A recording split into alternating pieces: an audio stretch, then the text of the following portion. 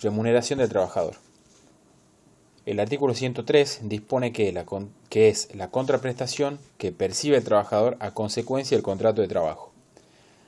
Surge de acá que los elementos propios son que es una contraprestación, que se trata de un deber contractual, el más esencial, y que el sujeto activo de este derecho es el trabajador, el sujeto obligado el empleador, y además específicamente es contractual, lo cual significa que se sujeta a las características peculiares de irrenunciabilidad de los derechos y orden público laboral. Caracteres y funciones del mismo. Se trata de una obligación de dar cosas ciertas o inciertas cuantificables en dinero hasta la proporción mínima del 20% del total. Sus caracteres son: primero, es una prestación onerosa; segundo, es prestación a plazo, que deberá ser preestablecido; tercero, requiere la tradición física del objeto, es decir, no se admite pago simbólico. El salario tiene carácter alimentario, ya que es medio de subsistencia del trabajador y su familia, razón por la cual el ordenamiento brinda una especial protección, tendiente a la percepción íntegra, oportuna y a su libre disposición. A su vez, por ser de orden público, las disposiciones sobre el salario tienen carácter de irrenunciables. Protege el monto íntegro en cuanto prohíbe convenir salarios enteramente aleatorios. Protege la disposición del dinero en cuanto dispone la ley que en su totalidad o en su mayor parte se deberá abonar con dinero en efectivo. ¿Cuáles son los principios generales que se aplican al salario? Primero, la suficiencia. Esto significa que el salario debe satisfacer las necesidades del trabajador y su familia en base al artículo 14 bis de la Constitución. Principio de continuidad, propio del carácter de trato sucesivo del contrato. Principio de determinabilidad, es decir, deberá medirse con claridad, ya sea por medio de un quantum cierto o de un monto incierto pero determinable. Y principio de intangibilidad, garantiza la percepción íntegra con las salvedades hechas por leyes y decretos que establecen un mínimo piso de embargabilidad. ¿Cuál es la naturaleza jurídica? Su esencia y razón de ser es social, se vincula a satisfacer necesidades del trabajador y su familia. No puede condicionar el salario a la evolución personal y familiar del trabajador. Es necesario que cubra mínimamente necesidades biológicas y además las del desarrollo como persona del trabajador y su familia. Desde la economía, el salario es una renta por el trabajo humano, ya que es un rédito individual, es proporcional al servicio prestado, su monto incide en el costo del producto final que vende el empresario al consumidor final. Estadísticamente es el precio de la mano de obra. Viéndolo desde lo social, el concepto evolucionó desde la noción rudimentaria de salario de subsistencia, lo cual lo vemos reflejado en nuestro artículo 14 bis de la Constitución y 116 de la Ley de Contrato de Trabajo. En el concepto de salario mínimo vital y móvil, específicamente, el cual es actualizable anualmente. Desde lo jurídico, se trata de una atribución patrimonial. Es una contraprestación debida por el empleador, producto de los servicios prestados. Legalmente, encontramos su definición en el artículo 103 de la LCT, que reza: es la contraprestación que debe percibir el trabajador a consecuencia del contrato de trabajo. Disposiciones constitucionales. El 14 bis establece que las leyes deben asegurar un salario justo. El Código Civil, en su artículo 1198, establece que, ante un contrato excesivamente oneroso para una de las partes, puede solicitarse la mejora de las condiciones, a fin de establecer justicia en el contrato. Analógicamente, y por aplicación residual de la ley civil, esto se aplica en materia laboral. El salario justo viene directamente relacionado con el concepto de condiciones dignas y equitativas de labor. A consecuencia, tenemos que, ante retribuciones injustas, no reguladas ni por convenios ni por acuerdo de partes, pueden los jueces establecer su monto de acuerdo a normas de justicia y equidad, relacionando las necesidades del trabajador con importancia del trabajo, esfuerzo realizado y resultados obtenidos. ¿Cuál es el concepto de la ley respecto al salario? dice expresamente: dicha remuneración no podrá ser inferior al mínimo vital y móvil. A su vez, el artículo 116 define este concepto. El mínimo vital y móvil es la menor remuneración que debe percibir en efectivo el trabajador sin cargas de familia, en su jornada legal de trabajo, de modo que le asegure alimentación adecuada, vivienda digna, educación, vestuario, asistencia sanitaria, transporte y esparcimiento, vacaciones y previsión. La ley le impone una imperatividad especial a la obligación de pago del salario, ya que éste debe abonarse aunque la labor no sea efectivamente prestada, bastando con que el trabajador estuviera a disposición del empleador. Por otro lado, la obligación de pago es exigible ante casos de labores no prestadas por enfermedades inculpables, así también por motivos sociales, históricos o religiosos, como es el caso de los feriados.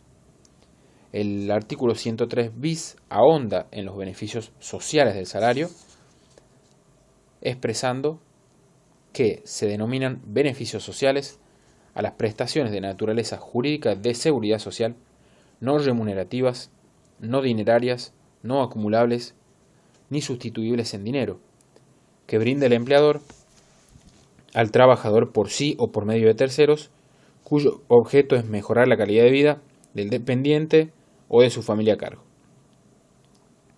Son beneficios sociales los servicios de comedor de la empresa, los reintegros por gastos de guardería y el otorgamiento de cursos de capacitación. Salario mínimo vital y móvil. Este es el mínimo legal que como sueldo debe percibir un trabajador sin cargas de familia, en su jornada legal, asegurando su subsistencia. Lo define el 116, lo cual lo hace otorgando cumplimiento al mandato constitucional del 14 bis. De esta norma derivamos los siguientes principios. En primer lugar, es aplicable a todo trabajador mayor de edad que se desempeñe en jornada de 8 horas. En segundo lugar, si la jornada es inferior, se deberá respetar el mínimo vital y móvil. En tercer lugar, ante jornadas reducidas, salvo del caso anterior, que son jornadas inferiores por la naturaleza de la actividad. Es decir, en jornadas reducidas, salvo el caso anterior, se abona proporcionalmente, tomando como base el valor que tiene cada hora para quienes cumplen con 8 horas y reciben el mínimo vital y móvil. Por último lugar, si el trabajador presta servicios a más de un empleador, la obligación de respetar el salario mínimo vital y móvil es independiente para cada uno de ellos. El salario mínimo vital y móvil alcanza a todos los trabajadores sin excepción alguna. El artículo 118 de la ley establece que el salario mínimo vital y móvil se expresará en montos por mes, días y horas. No se vincula con las asignaciones familiares. El 119 prohíbe abonar salarios inferiores a este mínimo vital. Analizando las palabras del concepto, tenemos que mínimo significa que no se pueden pagar sueldos menores a este tope. Vital, ya que busca cubrir la subsistencia y las necesidades básicas del trabajador y su familia. Móvil, por cuanto es actualizable anualmente, teniendo como índice de referencia la inflación o la depreciación monetaria. Por otro lado, cabe citar 3 tipos de salario mínimo. Primero, el interprofesional, común a todas las actividades, por debajo del cual no pueden cancelarse salarios a ningún trabajador. En segundo lugar, el mínimo profesional, que es un piso para determinado sector o actividad, comúnmente establecido por convenciones colectivas. Y en tercer lugar, el convencional, que es el pactado entre partes en un contrato de trabajo individual. El artículo 120 establece la protección de la inembargabilidad de los sueldos, salvo por cuotas alimentarias. Este artículo está reglamentado por el decreto 484 del año 87, que establece que tanto el sueldo mensual como el aguinaldo son inembargables hasta la suma que equivale al salario mínimo vital y móvil. Superando el salario mínimo vital y móvil, el sueldo puede ser embargable en la siguiente proporción. Primero, Los sueldos que no son superiores al doble del salario mínimo vital y móvil únicamente se van a poder embargar en 10% del importe que le excede al salario mínimo vital y móvil. Por ejemplo, hoy en día, si el salario mínimo vital y móvil fuera de 3.800 y la persona cobra 4.800 pesos, el mínimo embargable, o el máximo embargable mejor dicho, será de 10% sobre 1.000 pesos. Vamos al caso B. Cuando una persona cobra remuneraciones superiores al doble del salario mínimo vital y móvil, podrá ser sujeto de embargo hasta el 20% del importe que excediere de este último. La única excepción corresponde a las deudas por cuestiones alimentarias basadas en un proceso judicial firme. El ejemplo surge latente y es igual al anterior para la persona que cobra el doble del salario mínimo vital y móvil. Es decir, que si el salario mínimo vital y móvil es de 3.800, hay que multiplicar esa suma por 2, y si supera ese tope, tenemos que de 3.800 hacia arriba, es decir, de 7.300 hacia arriba, se podrá tomar el 20%. Sueldo anual complementario, que es el aguinaldo, lo definimos vulgarmente como sueldo 13 del año calendario. Su pago se efectúa en dos partes, una a mitad y otra a fin de año. El aguinaldo fue instituido por decreto 33.302 del año 45, que da fuerza de ley a una costumbre vigente en la época. Se trata de un sueldo extra, que consiste en la mitad de la mayor remuneración mensual devengada por todo concepto en el semestre respectivo. Se cancela el 30 de junio y el 31 de diciembre. Por otro lado, el concepto mayor remuneración incluye salarios en dinero y en especie, remuneraciones fijas y variables, adicionales y horas extra. El artículo 121 de la Ley de Contrato de Trabajo lo define como la 12ª parte total, mejor dicho, la 12ª parte del total de las remuneraciones que definimos en el artículo 103, percibidas durante el año calendario, lo que implica sumar todas las remuneraciones percibidas durante el año y dividirlas en 12. Este concepto fue modificado en Ley 23.041, estableciéndose que se pagará calculando el 50% de la remuneración mensual dentro de los respectivos semestres, es decir, primero en junio, segundo en diciembre. La norma incluye a la actividad privada, la administración pública central y descentralizada, las empresas del Estado, las mixtas y las empresas de propiedad del Estado. El pago es semestral,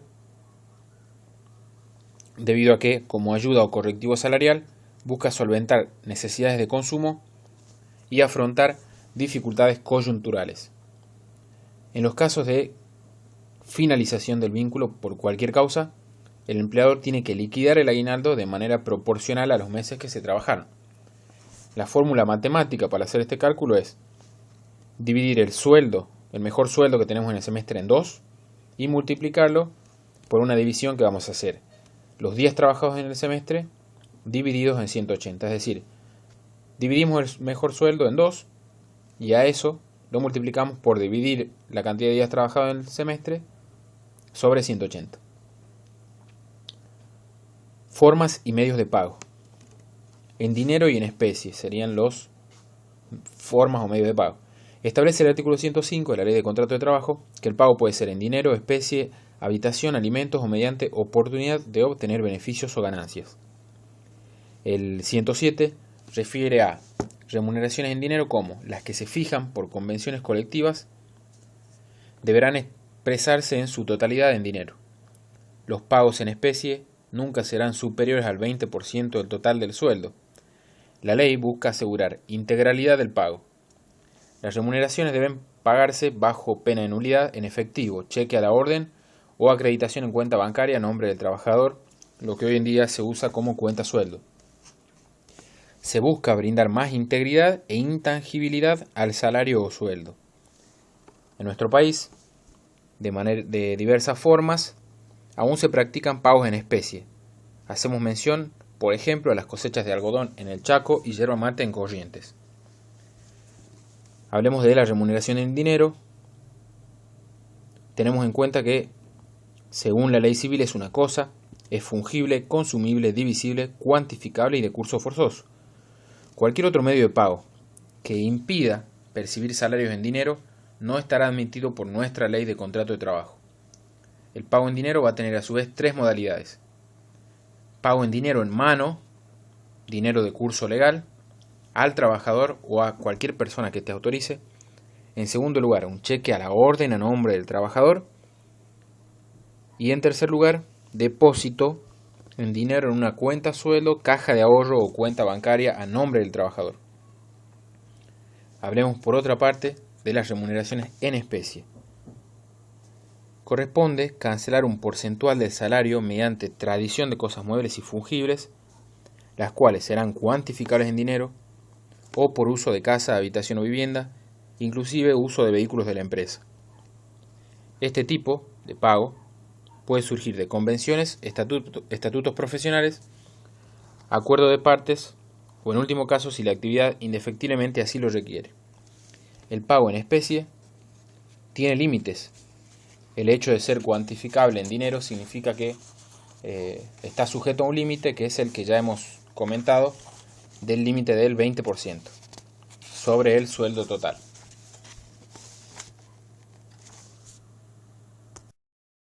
Por otra parte, es necesario que el pago con esta modalidad haya sido expresamente pactado entre partes.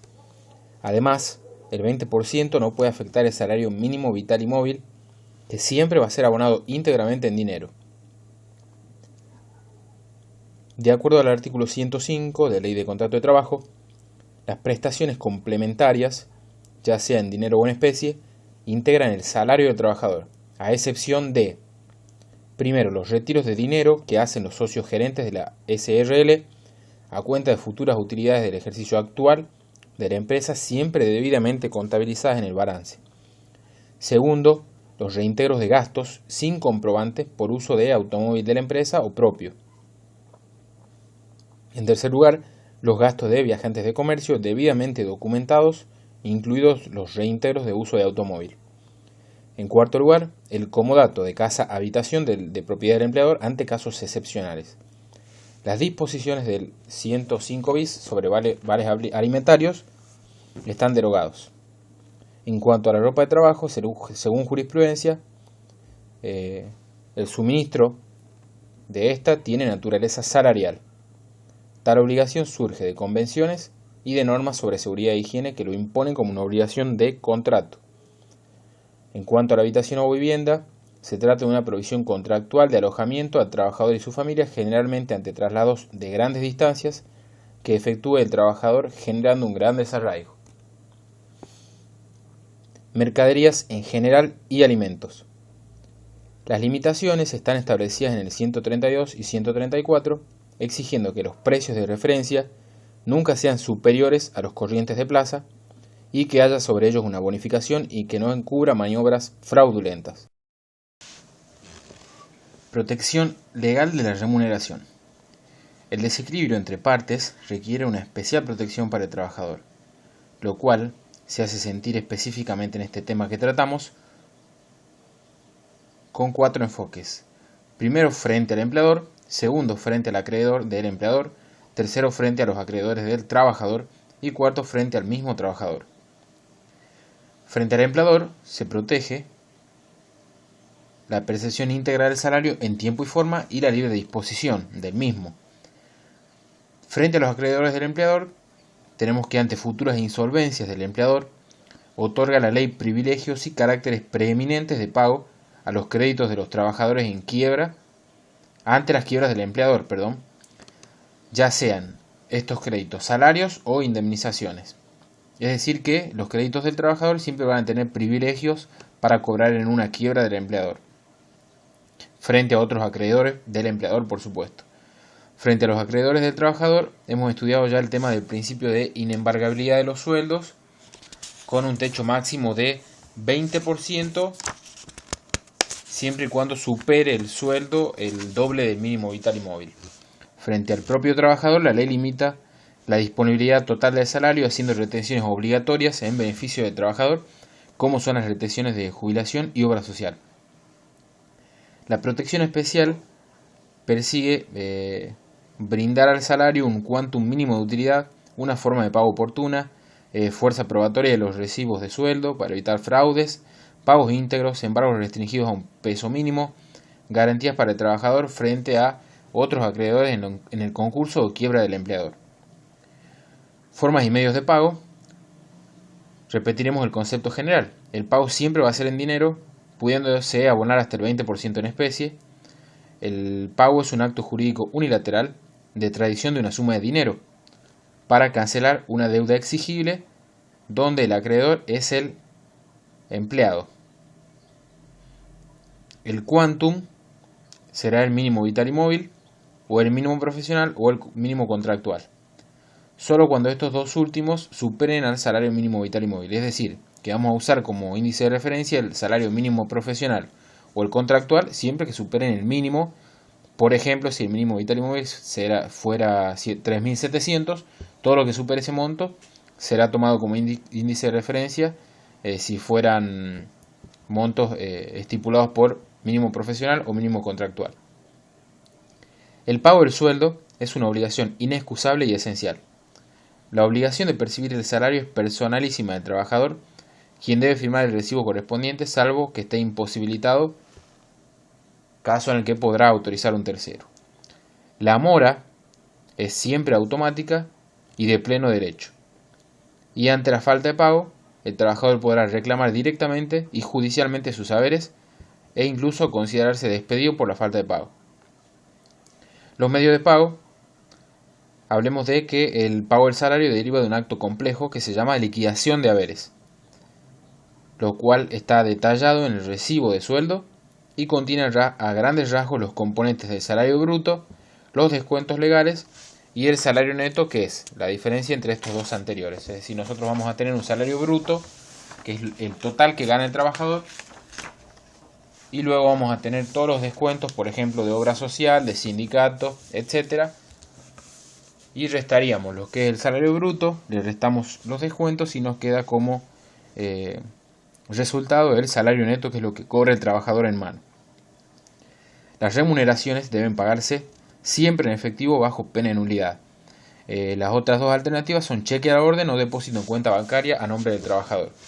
Siempre el trabajador podrá exigir que su remuneración sea abonada en efectivo.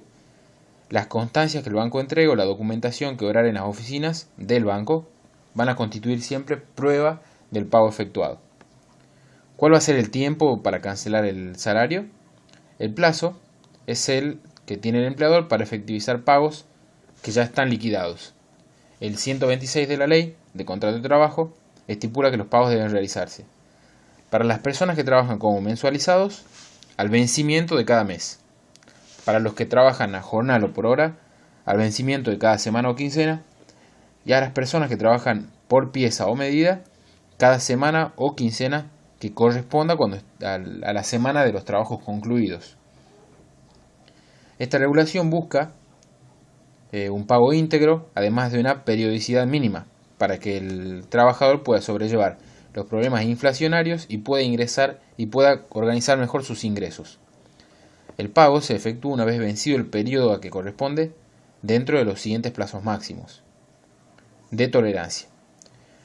4 días hábiles máximos de tolerancia para el trabajador mensualizado o quincenal y 3 días hábiles máximos de tolerancia para el trabajador semanal. Siendo un término máximo, no hay obstáculo para que se pague antes. Las circunstancias de tiempo y lugar tienen por objeto la conformación de condiciones de hecho mínimas y en condiciones tales que permitan una adecuada disponibilidad. Dispone el 129 que el pago debe hacerse en días hábiles y durante horas de prestación de servicios, quedando prohibido realizarlo en sitios donde se vendan mercaderías o se expendan bebidas alcohólicas como negocio principal. La forma y la prueba del pago. El pago tiene que ser satisfecho en dinero y se lo prueba mediante recibo y registraciones concordantes de los libros de comercio. El recibo se emite siempre en doble ejemplar y está sujeto a condiciones. Primero, toda remuneración se tiene que ver reflejada en el recibo de sueldo, siempre irá en doble ejemplar y deberá contener nombre del trabajador, calificación profesional, nombre o razón social del empleador, quit de ambos, domicilio de ambos. Discriminará punto por punto las remuneraciones, consignando los datos necesarios para identificarlas. Va a detallar las deducciones con nómina del porcentual aplicado. Va a detallar el importe neto a percibir en número y en letras, la fecha de ingreso y la categoría profesional que se abona. Se va a detallar la última fecha de depósito de aportes, el lugar y fecha de pago real.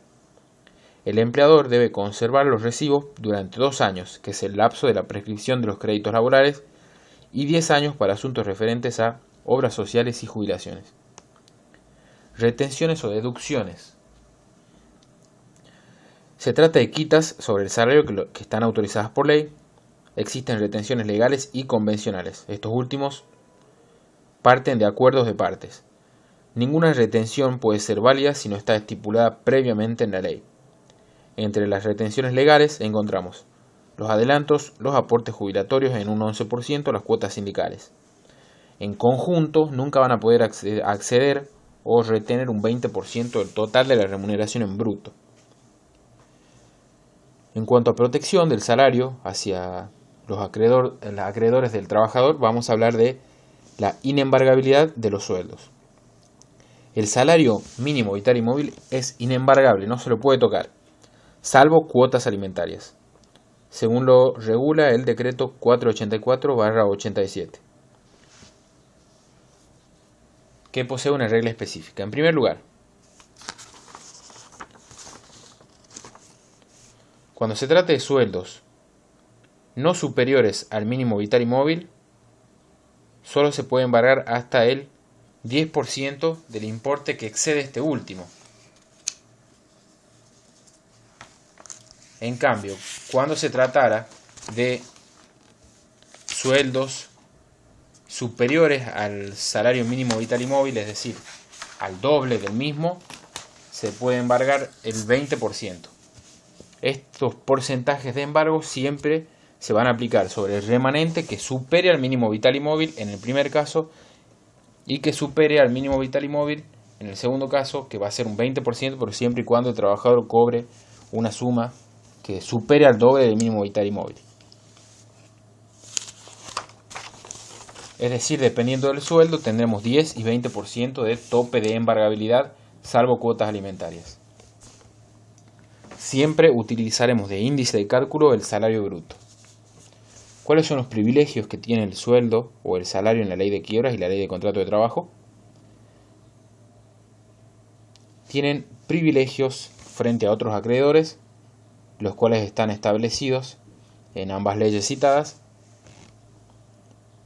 lo cual da preferencia de pago en las quiebras más específicamente, lo cual tiene razón en, primero, la consideración del salario como una prestación alimentaria que es, y la protección especial que merece por esta razón. Y en segundo lugar, los procesos del derecho comercial no han tenido en cuenta las situaciones especiales del trabajador, lo cual en la ley de contrato de trabajo y de la mano del constitucionalismo social se viene a suplir. La ley de quiebras da privilegios de este tipo con claro fin protectorio en su artículo 241 inciso 2 a las remuneraciones debidas al trabajador por 6 meses y los provenientes de indemnizaciones por accidentes de trabajo, antigüedad o despido, falta de preaviso y fondo de desempleo. El artículo 246, en relación al 242, amplía el campo de aplicación de los privilegios de créditos laborales. Prescripción y caducidad. La prescripción se rige por la ley de contrato de trabajo y subsidiariamente por la civil, siempre que no sea contraria a esta los principios fundamentales del orden público laboral. El 256 de la LCT ordena un plazo de 2 años a los créditos originados en la relación laboral. Se trata de una norma de orden público que no puede modificarse entre partes. Cabe recordar que, de acuerdo al 275 del mismo cuerpo legal, la reclamación ante autoridad administrativa del trabajo interrumpe el curso de la prescripción por un lapso mayor de 6 meses. No mayor de 6 meses, perdón. Asimismo, Las acciones derivadas de accidentes de trabajo y enfermedades profesionales van a prescribir a los 2 años contados desde la determinación de la incapacidad o el fallecimiento de la víctima. Cabe aclarar por último que cuando se firmen pactos de quota litis entre el trabajador y el abogado que lo patrocine o esté apoderado, este nunca podrá superar el 20% del monto del crédito reclamado y su validez como instrumento o como contrato entre trabajador y profesional estará sujeto a ratificación por parte siempre del trabajador y homologación judicial o del colegio de abogados.